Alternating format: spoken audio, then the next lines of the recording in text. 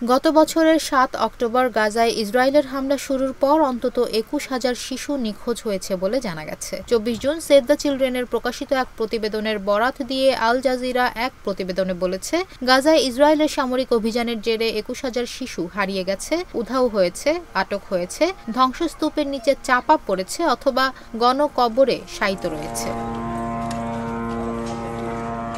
Save the চিলড্রেনের ওই প্রতিবেদনে বলা হয়েছে, গাজার এই পরিস্থিতিতে তথ্য সংগ্রহ করা এবং তথ্যের সত্যতা নিশ্চিত করা অসম্ভব। কিন্তু ধারণা করা হচ্ছে অন্তত ১৭,০০০ শিশু পরিবার থেকে বিচ্ছিন্ন হয়েছে, ৪,০০০ শিশু ধ্বংসস্তূপের নিচে চাপা পড়েছে অথবা গণকবরে শায়িত রয়েছে।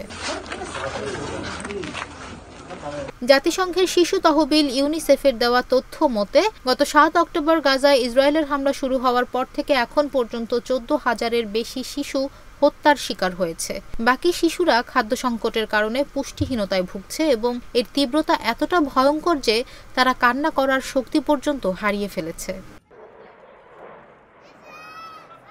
সংস্থাটি অবিলম্বে গাজায় যুদ্ধবিরতি চালু এবং নিখোঁজ শিশুদের নিয়ে তদন্তের আহ্বান জানিয়েছে।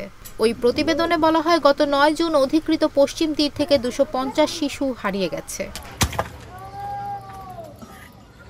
এদিকে গত ২৪ ঘন্টায় গাজায় ইসরায়েলি হামলায় ১০০ জনের বেশি ফিলিস্তিনি নিহত হয়েছে। অধিকৃত পশ্চিম তীর থেকে আজও অনেককে আটক করেছে ইসরায়েলি বাহিনী।